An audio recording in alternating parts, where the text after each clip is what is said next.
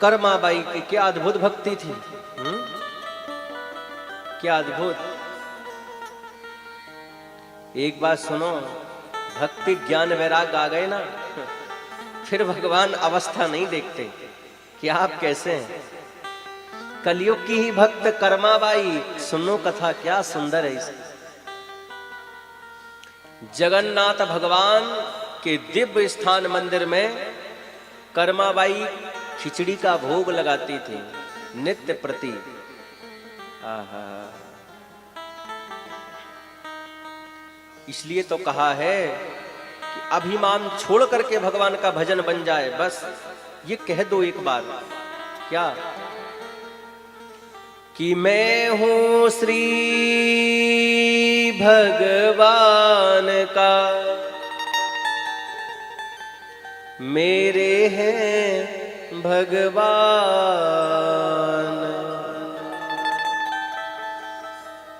अनुभव यह करते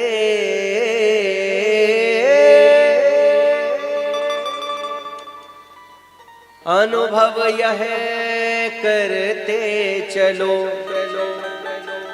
तजी ममता अभिमान। मैं भगवान का, कलयुग की ही भक्ता है ये कर्माबाई। नित्य प्रति भगवान का बड़े भाव से भोग लगाती थी ये। खिचड़ी का भोग बड़े प्रेम से लगाती और आनंद के साथ में अद्भुत भगवान की खिचड़ी का भोग लगता।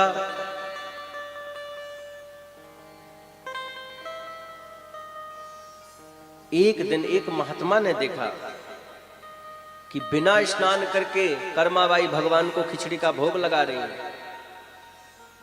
तो महात्मा ने समझाया, कर्माबाई बढ़िया पवित्रता से, लेकिन कर्मा के हृदय में भक्ति ज्ञान वैराग्य तीनों थे।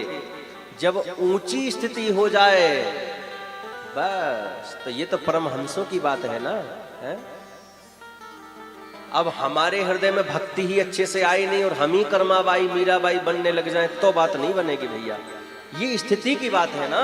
वो महात्मा ऐसा कर रहा है तो हम भी ऐसा करेंगे। अरे भाई, वो उनकी स्थिति अलग है, वो भक्ति ज्ञान वैराग्य से ऊपर उठ गए, भगवान का दर्शन प्राप्त करे हुए महात्मा बैठे हैं। उनके सामने तो मुक्ति भी आकर के हाथ जोड़ करके खड़ी रहती है, हैं? इसीलिए वो क्या कर रहे हैं उसको दूर करिए, हम क्या कर रहे हैं अपना हम विचार करें। कर्माबाई के हृदय में इतनी भक्ति थी कि खिचड़ी का भोग भगवान को लगाती थी, जगन्नाथ भगवान को। तो साक्षात ये कलयुग की घटना है, सुनिए। जगन्नाथ भगवान प्रकट होकर के सामने अपने जैसे प्रकट होकर के और फिर खिचड़ी कर्माबाई के हाथों से खिचड़ी का भोग लगाते थे, भगवान प्रेम से पाते थे। एक दिन एक महात्मा ने कहा, कर्माबाई अरे स्नान करके पवित्रता से खिचड़ी बनाया करो ना, ये क्यों ऐसे? ठीक है महाराज, भक्त तो सरल होता है, हा? भक्त कौन? जो अपने को माने ही नहीं कि मैं भक्त हूं। सहज भाव सरलता जिसके हृदय में हो, ऐसे सरल के साथ भगवान रहते हैं महाराज। कर्माबाई मान गई। दूसरे दिन स्नान करके, तो स्नान करने में थोड़ा समय लग गया, तो देर हो गई, तो भगवान आकर के प्रकट हो गए। समय से भगवान प्रकट हो गए और भगवान कहते हैं, अरे क्यों देर हो गई, जल्दी कर मां, अरे मां जल्दी कर। जैसे लेट हो जाता है कहते हैं ना, जल्दी कर मां, जल्दी कर मां। तो भगवान कहते हैं अपनी वाणी से प्रकट होके, अरे लेट क्यों हो गई, जल्दी कर मां, जल्दी कर मां। इसलिए इस भक्ता का नाम ही कर्मा हो गया, कर्माबाई हो गया महाराज। जल्दी कर, बस भगवान बड़े प्रेम से पाते। तो उस दिन देर हो गई, तो अब स्नान किया, पूरा देर तो हो गई बनाने में, तो जल्दी जल्दी ठाकुर जी ने पाया। इधर मंदिर में मंगला आरती सुबह की, प्रातः काल की पट खुलने लगे और ठाकुर जी यहाँ है कर्माबाई के पास। जैसे पट खुले, ठाकुर जी ने बड़े प्रेम के साथ आधी खिचड़ी खाई थी, मुंह में लगी हुई खिचड़ी जल्दी जल्दी में, और वैसे ही अंतर ध्यान हुए कर्माबाई के यहां से और सीधे पहुंच गए मंदिर में। जैसे ही पुजारियों ने मंदिर के पट खोला तो देखा खिचड़ी भगवान के मुख में लगी हुई है, जगन्नाथ भगवान के मुख में खिचड़ी लगी है।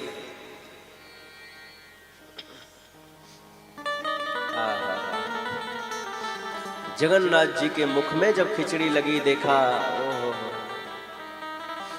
पुजारियों ने खूब हाथ जोड़ करके कहा, प्रभु कृपा करके हमको बताइए, हैं ये भोग आपने प्रेम से लगाया है, ये कहाँ आप लगा, कहाँ गए थे आप, शीघ्र बताइए।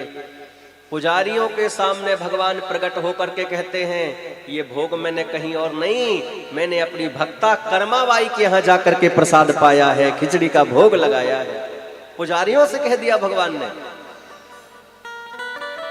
मैं आज नहीं नित्य जाता हूं, लेकिन क्या करूं, आज मेरे ही एक संत ने कर्माबाई को भक्ति का उपदेश दे दिया है कि पवित्रता से स्नान करके खिचड़ी बनाओ, उस वजह से आज मुझे देर हो गई। नहीं, जब तक पट खोलते थे तब तक मैं प्रेम से प्रसाद पा करके आ जाता था, देर हो गई आज। इसलिए पुजारियों, वो महात्मा वहां मिलेंगे, उनके पास जाओ और जाकर के उन्हीं महात्मा से कहो कि वो ही जाके मेरी कर्माबाई से कहे, देखो जरा क्या भगवान दयालु हैं, हम भगवान के बन तो जाएं। अब भगवान हमारे हृदय में जब झांकते हैं तो भगवान देखते हैं कि भगवान की वाणी है, मोहि कपट छल छिद्र न भावा। लेकिन आज छल कपट सब भरा पड़ा है हमारे हृदय में, इसलिए भगवान कृपा नहीं कर रहे हैं महाराज। आज कर्माबाई भाव से भगवान को पवाती, पुजारियों ने महात्मा से कहा, महात्मा जी आप जाइए, कर्माबाई जैसे प्रसाद पाती बनाती थी वैसे ही आप कहिए कि बनाए। बस फिर क्या था, कर्माबाई बड़े प्रेम के साथ में, बड़े भाव के साथ में महात्मा को आते देखा, प्रणाम किया। महात्मा ने कहा, कर्माबाई तुम्हारी भक्ति इतनी अद्भुत है, ये मैं कह रहा हूं, तुम जैसे ठाकुर जी को भोग बनाती थी तुम वैसे ही बनाओ, तुम्हारे उसी से भगवान रीझ करके प्रसन्न हो रहे हैं। यही हरि भक्त कहते हैं, यही सदग्रंथ गाते हैं। न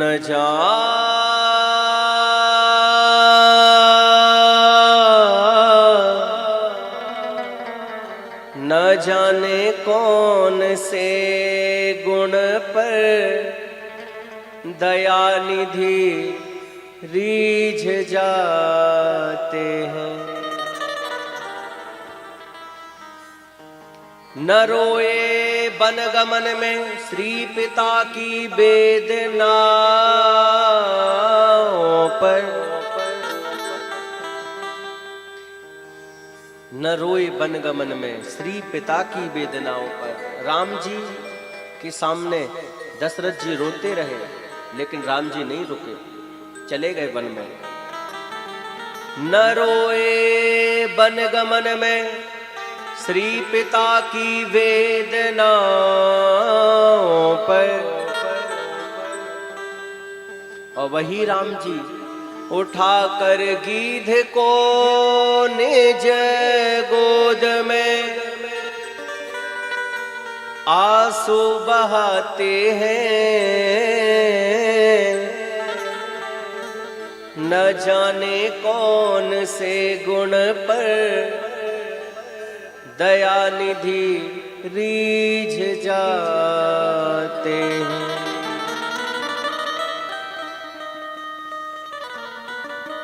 न आए मधुपुरी से गोपियों की विरह व्रथा सुनकर। वृंदावन से मथुरा दूर नहीं है, लेकिन भगवान जब गए ना तो लौट करके कहा था परसों आऊंगा, लेकिन बरसों में नहीं आ पाए। न आए मधुपुरी से गोपियों की विरह व्रथा सुनकर। और वही भगवान द्रौपदी के बुलाने पर द्वारिका से दौड़े भागे आते।